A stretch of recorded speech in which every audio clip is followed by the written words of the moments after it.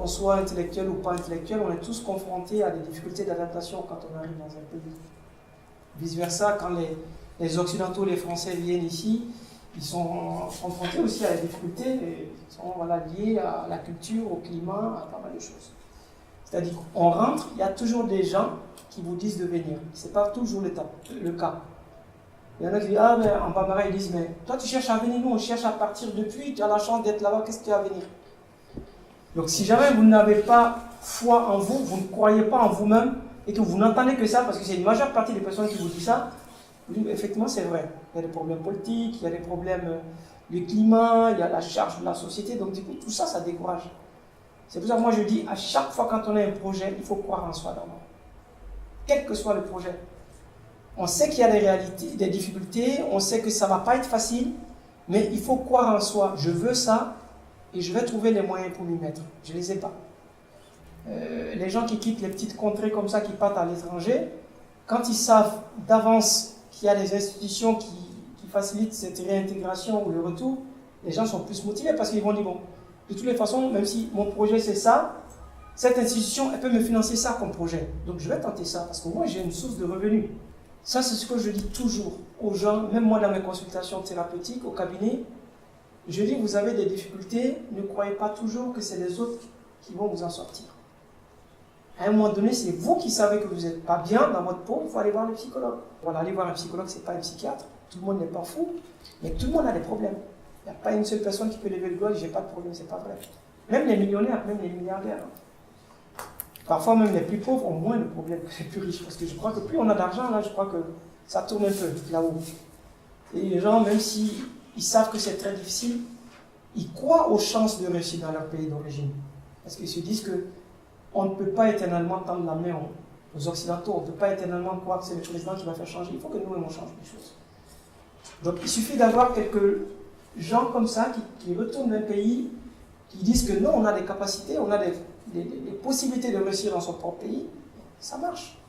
Quand vous étiez face, je vois, vous arrivez, vous travaillez 2 fois par mois, c'est tout quoi, c'est rien. Qu'est-ce qu'on fait le reste du temps? On va jouer à la belote, on va prendre le thé, parce qu'il y a beaucoup qui le font là-bas, même si en Europe, j'ai vu à Paris, il y a des quartiers 19e, ou à Ivry, ou Montreux, les gens ils s'asseyent, ils prennent le thé ou dans les foyers, hein. Ils vivent à la malienne. Et c'est énormément de temps qu'ils perdent. Alors qu'ils n'ont pas les ressources intellectuelles, au lieu de se battre pour aller chercher autre chose, ils sont là, on tue le temps en prenant sans cesse du thé. Alors qu'on peut aller se battre, on peut aller échanger avec des gens, on apprend les autres. Mais en général, il y a beaucoup qui sont dans la clandestinité pendant un fort temps.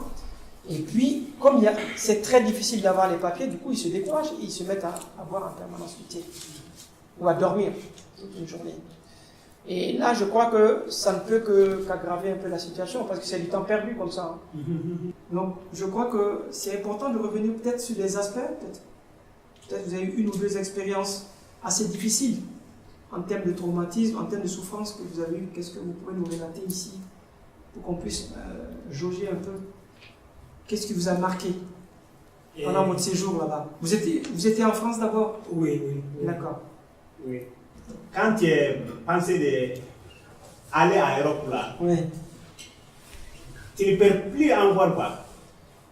Rien ne te fait peur? Non. Tu besoin seulement, je suis en Europe. J'ai des amis, beaucoup des amis, ils vivent à Paris là-bas. Ils sont gagnés papier là-bas. Ils ont travaillé là-bas 2 ans ou 3 ans, ils sont 3 millions ou 2 millions 500 comme ça. Ils viennent avec ça. 2 millions 500. Pendant 1 mois, ils bouffent ça. Donc, tout ce qu'ils ont gagné voilà, plusieurs années. Voilà. Donc 1 million 500 ou 2 millions 500. Pour bouffer ça à 1 an, tu vas voir chaque jour, il peut manger 50 000 francs CFA ou attendre. Donc quand tu as vu ça là, tu vas dire que lui là, il est très riche. Il est très riche quoi. Tu ne peux pas comprendre quoi, il est très riche quoi. Donc tu passes quoi maintenant? Chaque jour je gagne 5 000. Peut-être si j'arrive à Paris là-bas, chaque jour je gagne plus même. Il part comment? il prend des, comment ça s'appelle, biches là, ici même, jusqu'à Gao, au Kidal. S'ils sont arrivés à Kidal, donc il y en a les deux routes là-bas aussi encore. Il y en a l'Italie, il y en a l'Espagne. Donc les gens qui partent à Italie, quand ils sont venus à Gao, ils prennent Niger là-bas. Après le Niger, ils partent à Libye. Si tu as l'argent, il y en a les gens qui vendent ton chose là ici, qui va faire monnaie ici même à euro. Donc quand tu arrives là-bas, comment ça s'appelle, à Niger, tu vas payer aussi pour aller à Libye. Quand tu arrives à Libye maintenant, donc après un nuit maintenant, il va t'amener dans les marques pour traverser.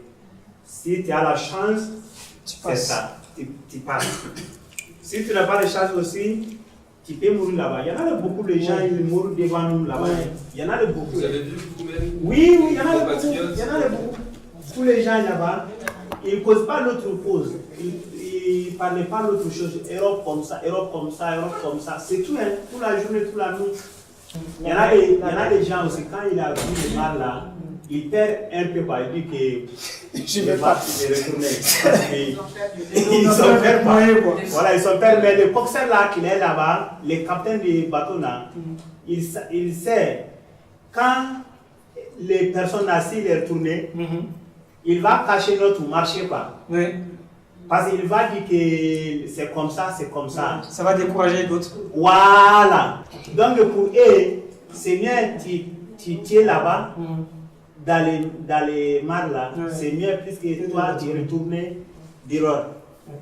Tu as compris, non? Très bien. Voilà, c'est ça. Quoi. Si tu es venu à côté de mar là, tu n'as pas le choix encore. Hein. Tu viens au Ititier. C'est ça. Donc quand maintenant tu as trouvé l'échange, en rentrant à Europe comme ça, les premiers jours là que tu vas rentrer là-bas même, toi-même tu vas voir que c'est le décourageant. Parce qu'avant que tu rentres, tu penses que si tu rentres, c'est fini. Mais quand tu rentres comme ça, tu rentres, tu vas voir la réalité. Est-ce qu'il vous est arrivé des moments où vous ne dormiez pas du tout? Vous avez du mal à dormir? Et avant, on dort dans le foyer, la foyer Saint-Jacques. Et après, un jour viendra, il dit qu'il veut renouveler cette foyer là-bas. D'accord. Et les gens, ils sont déménagés. Parce que nous, on n'a pas de papiers pour faire rien. Nous, on dort dans le couloir de cette foyer-là. Donc, les gens, ils paient chaque mois là, ils donnent l'autre foyer là, ils sont déménagés là-bas. Mais nous, à peu près 50 personnes ou 60 personnes, au plus même, je n'arrive plus quoi. Et vous ne savez pas où partir? Tu parles où? Donc moi-même, je l'ai jeté tous les bagages et je l'ai jeté tout. Donc tous les jours et tous les nuits, tu as les bagages seulement avec ton briefing. La couverture. Couverture là, voilà. Il faut trimballer, aller chercher où dormir. Voilà. Les habits là, c'est là, c'est sale. Si c'est sale, tu jettes, tu cherches d'autres à couvrir. Donc vous avez déjà la pression aussi de la famille parce qu'il faut nourrir votre femme et vous. Si vous avez des enfants aussi à l'époque. Donc là, vous n'avez même pas le choix. Donc peut-être c'est ça même qui vous a permis de réussir parce que vous dites que bon, j'ai une femme à nourrir et j'ai un honneur à sauver parce que pour l'image de la belle famille, ça c'est quelque chose de très important. Ça. Donc là, on se bat 2 fois plus que quand on est jeune et qu'on part comme ça à l'aventure. Hein? Tu as fait là-bas à Paris 2 ans. Tu as dépensé de l'argent pour aller là-bas. Il y a encore de tout le monde qui compte sur toi que cette personne-là, il est à Paris, il est comme ça, il est comme ça, il est comme ça. Donc, tu ne peux pas retourner. Moi, personnellement, je dépense l'argent pour aller. Pour aller. Et quand j'ai retourné comme ça, qu'est-ce que je fais maintenant ici? Si tu as dit ici à Mali, nous vendent les maillots chauds à Paris là-bas. Il y en a beaucoup de gens qui vont dire que ça là c'est les mentis. Mais or que c'est la réalité, on doit travailler ici. Le travail là que tu vas faire là-bas, si tu as fait ici même, toi-même tu vas gagner ici. Beaucoup plus. Beaucoup plus. Quand je le dis, il y en a beaucoup de gens, ils vont dire que moi-même ici maintenant, il va dire qu'il faut voir. Non, on ne peut pas d'accord avec cette parole-là. Voilà, il a expliqué que si personne veut retourner, il peut céder pour retourner. Donc il nous donnait l'adresse là, ou l'adresse de profil là. D'accord. Donc moi j'ai réfléchi, parce que j'ai là maintenant à peu près 2 ans, je n'ai rien. Rien. Okay. 2 ans comme ça, on dirait que je suis venu 7 minutes là même. Donc je suis réfléchi, j'ai dit qu'est-ce que je dois faire maintenant? Il faut que je prends mon bagage, je retourne, et si je retourne là-bas, il y en a des solutions là-bas. Donc moi je pars dans le bureau de Kofi là, je lui dis que je voulais retourner, il dit voilà, c'est bien même. Donc il m'a expliqué. Mais quand j'arrive, j'ai appelé ici. Parce qu'il me donne ce numéro ici là, parce qu'on est au courant pas. Parce que tu sais, le gouvernement ici là, ils sont comme ça. Ils sont pas clairs. Ils sont pas clairs quoi. Même si toi-même tu voulais retourner, il y en a beaucoup de gens qui va dire que là, ça là c'est l'homme mouré quoi. Tu as vu, il était à Paris, il est venu comme ça, main vide quoi. J'ai rappelé ici les téléphones là, parce qu'on a les numéros là. Au fil là, il te donnait les numéros ici là. Quand il prend ici là, il prend le téléphone là, il me dit clairement que si tu retournes, sans doute il va te aider. Donc à quel moment là, j'ai pris mon décision là. Donc moi je le demande. Est-ce qu'il dit que si on est retourné là-bas, est-ce qu'il va nous aider là? Madame Dia, il dit que sans doute. D'accord. Mais si ce n'est pas le fil là, cette moment-là, moi je suis à Paris, parce qu'on ne peut pas retourner. Donc merci à Lofi alors. De retour dans son pays d'origine, je crois qu'il faut sensibiliser sérieusement autour de soi pour dire concrètement tout ce que vous avez connu comme difficulté. Ça va faire réfléchir certaines personnes et les décourager pour partir. Parce que tout le monde croit que c'est l'Eldorado. Voilà, tu as du pain, tu as du beurre, tu as une maison, il y a un climatiseur, tu as le métro, tu as le bus, mais il y a autre chose derrière. Moi, je me rappelle quand je suis parti en Union soviétique, quand j'ai eu la bourse du côté malien, on quittait ici, je me rappelle exactement, c'était le 15 septembre 1987. Je suis arrivé, j'ai quitté à plus 30, je suis arrivé, il faisait moins 20 à Sheremetyevo. Imaginez 50 degrés de différence. Maintenant, tous péris comme des gamins à l'aéroport. Donc, ça seulement, la rigueur du climat, c'est quelque chose de très dur. Même pour les Occidentaux aussi qui viennent ici, des gens qui n'ont jamais connu l'Afrique, qui viennent de pays un peu froids et puis qui viennent où il fait facilement 40 degrés. Quoi. Et le soleil, ça tape, hein. C'est pas un petit soleil. Ça, c'est pour que les gens se rendent compte que c'est pas si facile que ça. C'est pas si facile que ça. Et puis que quand on vient ce soir, on est vraiment content d'être chez soi. On a vu, hein, on est chez soi, on est content. C'est pour ça dans le titre même dans le thème, on a dit, j'avais mis le chez soi en guillemets. Quand on est bien quelque part, ça devient un chez soi. Quand on n'est pas bien, c'est pas un chez soi, on ne se sent pas bien. On ne se sent pas bien. Moi, les plus grandes difficultés que j'ai affrontées là-bas, c'est la maladie. Donc je connais mon cas personnellement, donc c'est à cause de ça, je ne parlais pas que j'étais là-bas. Je me cache toujours. Oui. Quand je dis je me casse, parce que j'ai envie de faire quelque chose. Ce n'est pas le jour de parler. Si Dieu m'a aidé, dans les jours à venir, je peux parler. En tant que les gens ne te voient pas, les bonnes conditions, après la retour, ce que tu as fait, c'est remarquant. Même si tu pars, on ne t'écoute pas. Oui, il y avait des possibilités de me soigner, mais c'est pas comme si tu as les 4 séjours. On ne te prend pas à 100%. C'est la Croix-Rouge. Voilà, si tu n'as pas 4 séjours, tu vois. Bon, en fait, si tu n'as pas les papiers aussi, Tu as que quelques temps que le patron peut t'attendre pour que tu puisses te choisir, sinon il va te virer, il prend quelqu'un d'autre.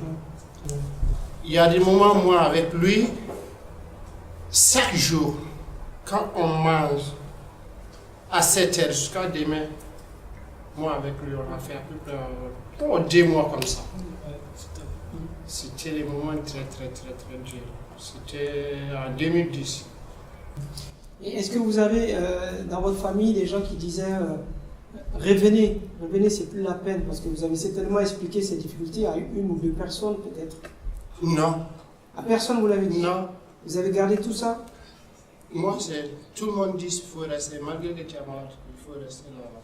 C'est qu'au fil nous font, c'est eux aussi ils font ça.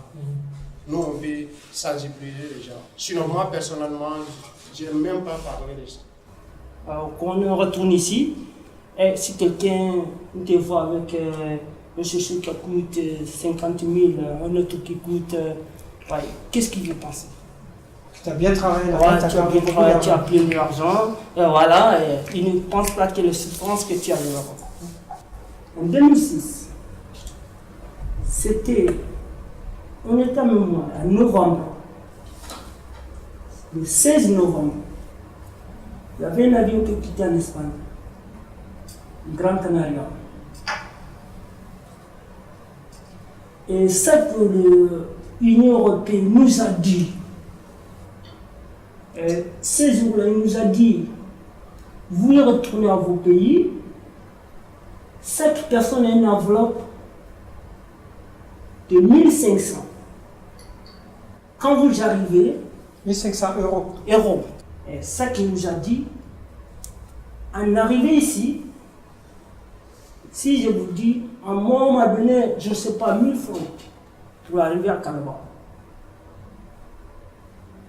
Je n'ai pas dit à une autre personne, c'est à moi qui m'a passé. Et ces jours même, j'ai pris l'argent et j'ai arrivé à chez ma famille. En même jour-là, je suis retourné à Mauritanie.